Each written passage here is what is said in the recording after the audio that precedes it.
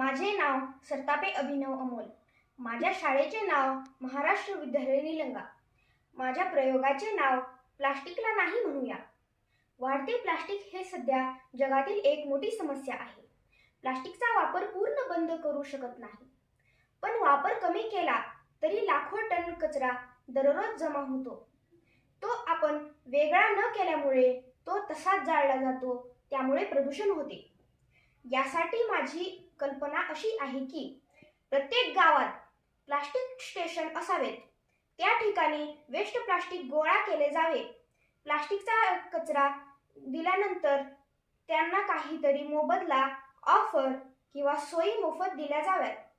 मोबदल्याच्या आशेने लोक प्लास्टिक कचरा वेगळे करून जमा करतील।